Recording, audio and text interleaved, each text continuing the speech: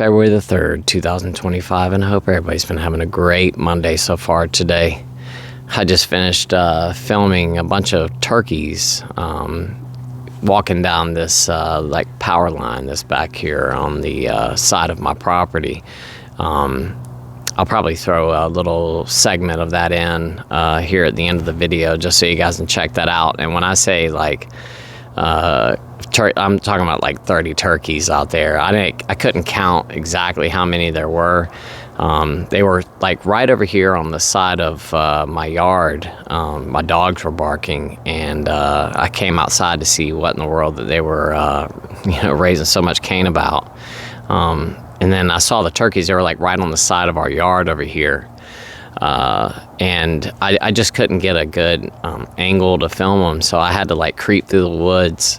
And by that time, they had already started walking down like this way. But I was able to get out there far enough that they didn't see me, and I filmed them probably, I don't know, about 200 yards away or something like that. But there's a bunch of them. I did zoom in. It's kind of grainy, but hey, at the end of the day, I did get a whole bunch of turkeys on there. Is it turkey or turkeys? I'm not sure what the proper word for that is, the plural form of turkey. But either way, what I want to talk about today is how alcohol affects our sleep. And this is one of those things that alcohol affected my sleep in so many different ways, and I'm gonna go over all of that here in just a second. But it really did. I did not sleep well when I was a drinker at all. I would go to bed often pretty late, and I would wake up super early in the morning most days. I'd go to bed midnight, and next thing you know, I'm awake at 3-4 o'clock in the morning, wide awake, and couldn't go back to sleep. And there's a lot of reasons why that would happen. And like I said, I'm gonna go over this in just a second, but for the most part, most nights, I might have gotten a couple of hours of sleep, maybe at the max. But since I've gotten sober, my sleep has improved drastically. And when I say drastically, I mean like I sleep like a rock every single night. Now, that didn't happen right off the bat. It took some time for me for my sleeping patterns to get back to normal. And I would say probably about a year before my sleep patterns got to a normal state. In the beginning, after I first quit drinking, I didn't sleep well at all. I stayed up most nights. Now, I did have a lot of stuff going on with me, health-wise. There was a lot going on with me. And so it's hard for me to like gauge, what the proper allotted amount of time is. And, it's going to vary from person to person.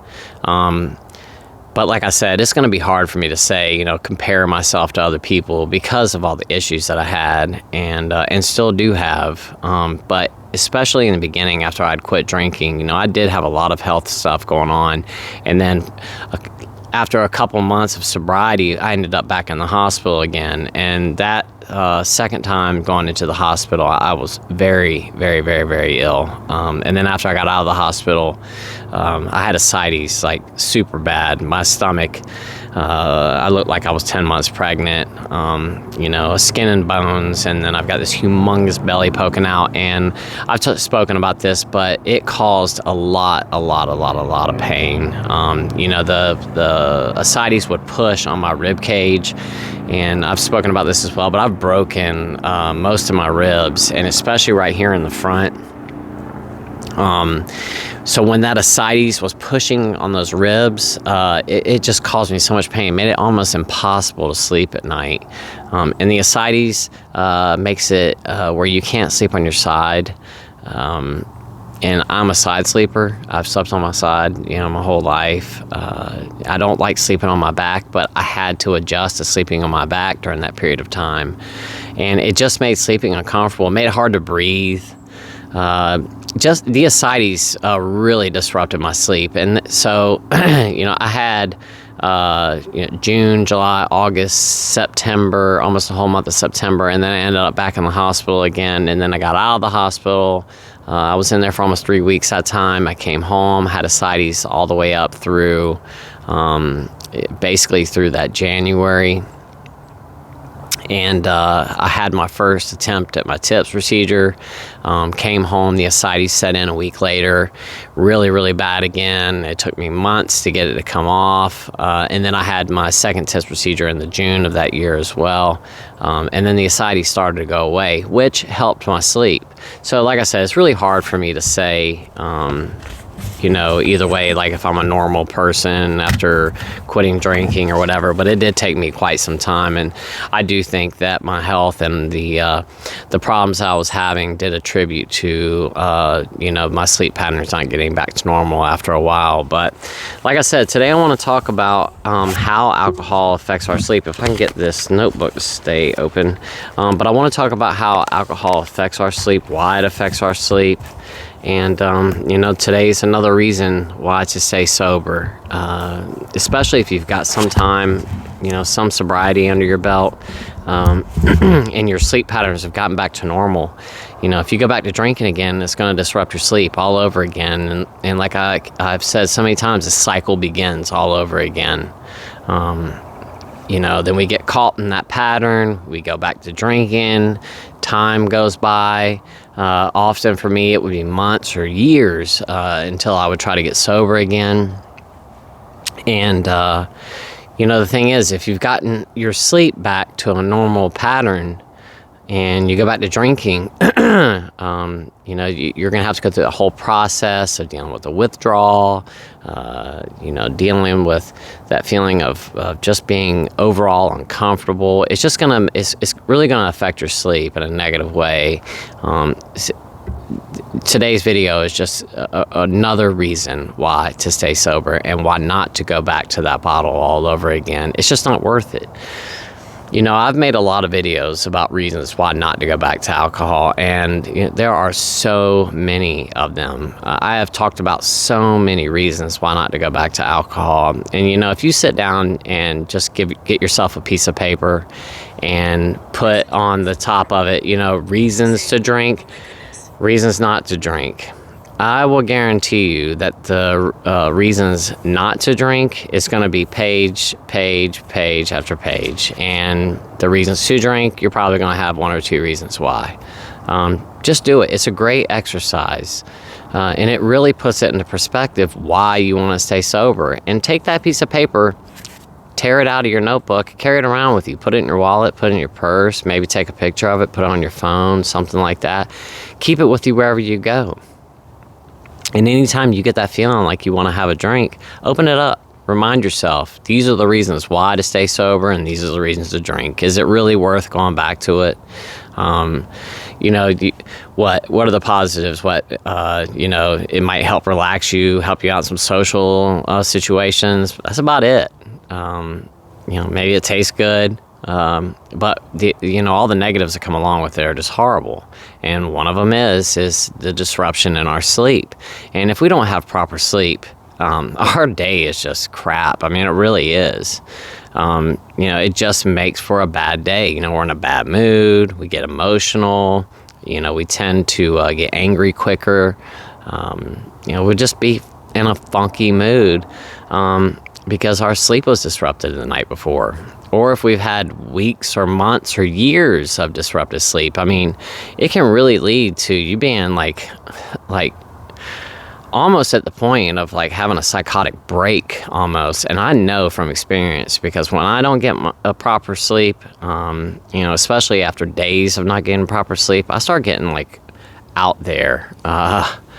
Like seriously, I just can get upset at the smallest things. And, I'm just an emotional wreck when I don't have my sleep like I need to. But why does alcohol affect our sleep? And I'm just going to go over some of like the scientific reasons why. Well, first off, alcohol makes us really sleepy initially because it does. It affects our central nervous system. It's a depressant. So it can relax us, bring us down, make us sleepy, which can make us fall asleep rather easily. So, a lot of people will say, well, I drink because it helps me get to sleep. And yeah, it can help you fall asleep quick. But that doesn't mean that you're going to get a good night's sleep after drinking. You might fall asleep at 8 o'clock or 5 o'clock in the afternoon or something like that. But you might get an hour's worth of sleep, and then the rest of the night or the rest of the afternoon, whatever it is after you go to sleep, it's not going to be good sleep. It's going to be disrupted. It increases the level of the neurotransmitter adenosine, which has a sedative effects. So it's increasing a neurotransmitter in our body, which makes us sleepy. Hence, we fall asleep quicker, but it doesn't necessarily give us good quality sleep. As alcohol metabolizes, it can cause fluctuations in our blood sugar levels, which can disrupt our sleep. And one of the things that I learned after I found out that I had diabetes and doing all my research, I didn't realize alcohol actually can lower our blood sugar, which explains a lot to me because I used to wake up in the morning and I felt absolutely horrible. And, as time went on, it would get worse and worse and worse. And now that I've had diabetes for quite some time and I know what high blood sugar and low blood sugar feels like, there were a lot of mornings where I woke up and I know my blood sugar was through the roof. Or I woke up in the morning and my blood sugar was super low. Or I'd wake up in the middle of the night with super low blood sugar or really high blood sugar. And, it just makes you feel really bad, especially when your blood sugar is really high. And low blood sugar too. It's a different feeling, but you get that really shaky, confused feeling. Just like your normal thought process goes out the window, and you almost get sent into a fight or flight mode whenever your blood sugar starts to get really low. When you start to get hypoglycemic, it can be very, very, very scary. And I'm sure that most folks have experience having low blood sugar. If you haven't eaten all day long and you're doing a bunch of physical activity, that really shaky feeling that you get after you haven't eaten for quite some time. That's what low blood sugar feels like. And it can be very confusing when that happens. But once again, alcohol affects our blood sugar, and that can disrupt our sleep as well. It can suppress REM sleep, which is essential for our cognitive function and emotional regulation. And you guys, I'm sure everybody knows what REM sleep is, but it's a rapid eye movement. And it's that point in your sleep where your eyes are kind of twitching back and forth when, your eyes are closed and they're moving back and forth really fast. That's REM sleep. And, it disrupts that. And we need our REM sleep in order to be able to function properly. And alcohol, like I said, disrupts that. There were so many days that I would be in the worst mood. Just falling apart at the seams. And it was because I didn't get good sleep the night before. It was because, I might have slept for maybe an hour or two that night. And the sleep that I did get wasn't good sleep. And I would just be in an emotional wreck the next day. And I'm sure that you guys know what I'm talking about. When you have not slept well, you're just in a bad mood. You don't feel right. Things can get you upset super quick. You can snap at the drop of a hat. Somebody might say something to you wrong and, you just fall apart, get super upset about it. These are things that happen whenever our REM sleep gets disrupted. Like I said, it's essential for our emotional regulation. We can't regulate our mood if we're not getting proper sleep at night. Another reason just to stay sober and not go back to that bottle. It increases snoring and episodes of sleep apnea, leading to a fragmented and poor quality sleep. That's one of the things that I used to deal with all the time. I snored so bad at night. Because I drank so much. And the thing is that since I've gotten sober, I don't snore anymore at all. Not at all. But when I was a drinker, I used to snore super bad. To the point where my wife would seriously push me out of the bed at night sometimes. And or either she would get up and go sleep on the couch, or she'd wake me up and tell me to go sleep on the couch. And I've told the story on here about the time that I went rafting with my dad, or kayaking, with my dad on the Chattooga River. We went on a trip on a couple different rivers, and we were staying in a hotel one night together. And I woke up at like 3 o'clock in the morning, like I often did, because alcohol disrupted my sleep so bad. What ended up happening is I passed out, I blacked out, passed out, woke up at like 3 o'clock in the morning. All the lights were on in the hotel room. My dad was missing. I didn't know where he was.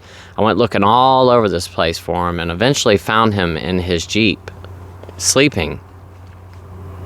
And I knocked on the window, woke him up, and asked him what was going on. And he said that I was snoring so bad, that he couldn't, he couldn't sleep anymore. Sorry, guys. But the thing is that he couldn't sleep any longer because I was snoring that bad. And he said that, I was snoring like that. And, I would he went over basically what it sounded like. And somebody, at some point, I don't remember, but somebody took video of me or just recorded the sound of me snoring. Oh my gosh. It sounded absolutely horrible. I was like stopping breathing. I would snore super, super loud and then like stop breathing for like seconds. And then I would start breathing again, but it was a snore breathe. I guess I was breathing through like my nose and my mouth at the same time, and it was just causing like me to snore super, super loud. And my kids used to say stuff about it. They would be in their bedrooms and could hear me snoring like that. Everybody that I slept around, like if I went on a camping trip with a bunch of guys and I was sleeping in my own tent, when we woke up the next morning, they would be like, man, you have got to do something about that. You are snoring so loud. Everybody told me that I had sleep apnea. I refused to go see a doctor and have a sleep study done. And my dad has sleep apnea, and he uses a CPAP machine every single night. He kept telling me, you need to go have a sleep study done. You obviously have sleep apnea, and you need to have a CPAP. And I refused to do it. And that's a conversation for another day, but sleep apnea can really, really, really affect your body in a negative way, like really bad. It's bad for your heart. It's bad for a lot of things. And, it's something, I had sleep apnea for years because of my drinking. But I didn't want to go see a doctor. I didn't want to do anything about it. And I'm sure that probably did lead to some of the issues that I have because I slept with sleep apnea for so many years because of my alcohol consumption. And chronic alcohol consumption can lead to chronic sleep disturbances such as insomnia and nightmares. It's something that I used to deal with quite often. If I did go to sleep, I would have these horrible, awful nightmares. I would wake up screaming and crying. Tears would be pouring down my face. I've had some really, really scary nightmares, and since I've gotten sober, I'm not going to say that I haven't had a nightmare or two, but the frequency of them has drastically gone down. I mean, I can maybe think of like 2 nightmares I've had since I've gotten sober, and we're talking about 2.5 years now. Staying sober can definitely help prevent a lot of these problems that can happen. It can also alter the body's natural sleep-wake rhythm, making it more difficult to fall asleep and to stay asleep. So, once again, alcohol affects our sleep in a lot of different ways. Now, I've wrote down some stuff. That was the information that I pulled offline. Now, here are the things that I wrote down just, from my experience, things that I noticed that alcohol caused and things that have kind of gone away since I've gotten sober. One is, when you're drinking, you wake up multiple times in the middle of the night to just use the restroom. You have to go pee over and over and over throughout the night. I used to wake up 10 times at night to go pee when I was a drinker. I don't wake up like that anymore. Now, I'm not going to say I don't have to wake up to use the restroom, but nowhere near the frequency that I used to when I was a drinker. Waking up to your heart pounding, having anxiety, bad thoughts, feeling of impending doom. This used to happen to me almost every single night. I would wake up in the middle of the night. My heart would be pounding out of my chest, like seriously pounding. And I would wake up like with this just feeling of impending doom. Where that came from, I don't know. But it used to happen to me almost every single night. I'd wake up at like 3 a.m., laying there in the bed. My heart would be racing. And often, I would black out at night. So I'd wake up in the middle of the night, 3 a.m., be laying there in the bed, staring at the ceiling. My heart would be pounding. And I would often start thinking back and have those little flashback memories from the night before. And that would add even more anxiety, which prevented me from going back to sleep. I would lay there thinking to myself, what happened last night? What did I say? And I would have like a little fragment of a memory of me saying something to somebody, and I couldn't remember the rest of it. And I'm, laying there thinking to myself, oh man, I upset that person. I shouldn't have said what I said to that person, or I did this and I acted like a complete fool. And I would just lay there thinking about all the ridiculous things that I'd done the night before, trying to piece everything together.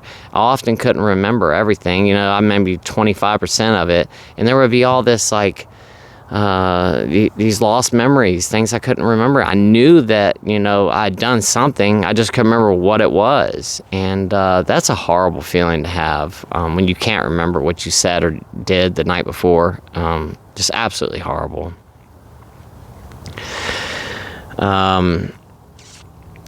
Waking up to throw up. That's one of those things too. And I made a whole video just about throwing up in your sleep and how dangerous that is. But, not only that, but I'm sure that, a lot of you guys watching this right now can relate to this. Waking up in the middle of the night, you wake up and all of a sudden, like, you get this flash of you're super hot, you feel super gross. And, you jump out of the bed, your mouth starts to water, you jump out of the bed and immediately go into the bathroom and throw up. You get super hot and sweaty. You know what's coming. You know what's about to happen. And you've got to get up to puke. And you guys know that if you have to wake up in the middle of the night to throw up, you're not going back to sleep for a little while. One, you're scared. You don't feel well. And, often, you're laying there on the bathroom floor with a towel as a pillow and another towel as a blanket. You're laying on the cold floor just trying to make the nausea go away. And that used to happen to me all the time. And I used to throw up in my sleep quite often too, which is, I can't even explain how scary that is, especially when you're choking on it. Just absolutely horrible. Waking up in the middle of the night to get water or something else to drink, we're so dehydrated. And I used to wake up in the middle of the night multiple times and have to go to the kitchen sink, get myself a big glass of water. I would chug that. Then I would wake up a little bit later because I had to go pee because I just drank a bunch of water. And then I had to go get another glass of water. And then I would chug that, go to sleep, wake up to pee again. I would drink so much water in the middle of the night. This is one of those things too. I didn't drink water throughout the day because I drank alcohol. But man, at nighttime, I would be so thirsty. Just so dehydrated. And every time I'd wake up, just parched. My mouth would be so dry. I just felt like I could not get enough water in me because I felt that dehydrated. It didn't matter how much water I drank. It just never quenched my thirst for some reason. I never felt like I had hydrated myself enough. And then I'd wake up the next morning and do it all over again, knowing good and well what had caused me to be up all night long drinking the water the way that I was, and the reason I was as dehydrated as I was from the night before. It's craziness. Waking up in the middle of the night and getting into a fight with your spouse or one of your roommates or something because they get up in the middle of the night to go get themselves something to drink or something like that, and there's a huge mess in the kitchen or something that you did. And I've got so many stories of stuff like this. One time my brother came over to my house and we really did it in the night before, and my brother and I, instead of going to my bedroom to go to sleep, my brother and I passed out on the couches in my living room. And my wife came in there and woke me up like 6 o'clock in the morning screaming at me because the refrigerator was in the center of the kitchen. just the kitchen was an absolute disaster. My brother and I had been up the night before cooking all kinds of food. My wife was asleep, and I had made this huge mess. And why the refrigerator was in the center of the kitchen, I still don't know to this day. Now, my brother does sleepwalk, so that could have been it. But it could have been us. I don't know. I really just don't know. But things like that happen. And, you know, you get woken up in the middle of the night or early in the morning. Somebody's upset about something that you did. It's hard to go back to sleep after that. Especially if you stayed up all night long and then you're trying to sleep in the morning, and then somebody sees something that you did from the night before, or somebody wants to give you a call and talk to you about what you did the night before. You know, your spouse is upset about how intoxicated you got and they want to call you and talk about it. I can't tell you guys how many times in the morning I got a phone call with my wife telling me that I needed to check into rehab or get some help or something. And I'm standing there just so hungover, so nauseated, so tired. My head was pounding, and I've got to listen to this conversation. I've got to talk to her. I mean, she's upset, and, you know, rightfully so. And, you know, it's kind of hard to go back to sleep after that. You know that you've really screwed up. Everybody's upset with you. And, you know, going back to sleep is not easy after something like that. And that used to happen to me all the time. And I'm sure there's other people out there that can relate to that. And the last but not least, the last but not least thing that I've got on here, and I've already kind of touched on it, but you stop breathing because of the sleep apnea. That happened to me quite often too. I would just stop breathing in the middle of the night. Just stop. And I would wake up and would have to gasp for air. I would just wake up like out of nowhere, like I was choking, and I just had stopped breathing. And I would just have, like, have to get my breath, and, like, you know, sometimes I would flop on the floor because I'm just trying to get the air in, and I'd wake my wife up, and she's like, "What's going on?" And here I am, like, you know, flopping on the floor like a fish, just trying to gasp for air. And she's like, "What's happening with you?" I'm like, "I just stopped breathing. I don't know." Knowing good and well that I stopped breathing because I was so intoxicated that my body would just stop breathing. I guess I had suppressed my central nervous system to the point that I just stopped breathing in the middle of the night, which is really, really, really scary if you think about it, that alcohol can do that. And especially if you start mixing other things into the mix. You know, you're throwing pills in there or other substances that suppress the central nervous system too. That is a recipe for disaster. It really is. But guys, these are the reasons that alcohol affects our sleep, and I know I've experienced every single one of them. You know, I'd love to hear from you guys. Let me know in the comments. Have you experienced these things? Is there anything I missed on this list? I'd love to have it for the next time that I talk about this so I could add it to it. And I keep my notebooks full of my notes and stuff. So if you do leave a comment with something that I missed, I will go back and write it in here, because I do reference my old notes from old videos when I go back to redo them. Because often I have newer information that I didn't add, or, you know, something's changed or something like that. So I do like to go back and look at my old notes. So I will go in there and add that in there for the next time I discuss this, because I will do a video about this again at a later date, because there's always new subscribers coming to the channel, and they're not going to go back and look at every single one of the old videos. I get asked to do videos all the time that I've done in the past before. There's almost 400 videos at this point, and I don't expect people to keep scrolling through it. And even if I did have everything organized under categories and stuff like that, it'd still be kind of difficult to find. But anyway, guys, thank you so much for watching today. I really do appreciate it. And like I said, please let me know in the comments if I've missed anything on this list, something that you might have experienced that I didn't experience in my time as a drinker, or something that I didn't access online or whatever. Like I said, I'd love to hear from you guys. But once again, thank you so much for watching today. I really do appreciate it. And until tomorrow, I will see you guys then. I hope you have a great rest of your night today, and I hope everybody has a great start to their morning tomorrow, and everybody has a great day at work or wherever you're going to be doing. So you guys have a great rest of your night. Love y'all so much. And until tomorrow, I will see y'all then. Bye-bye.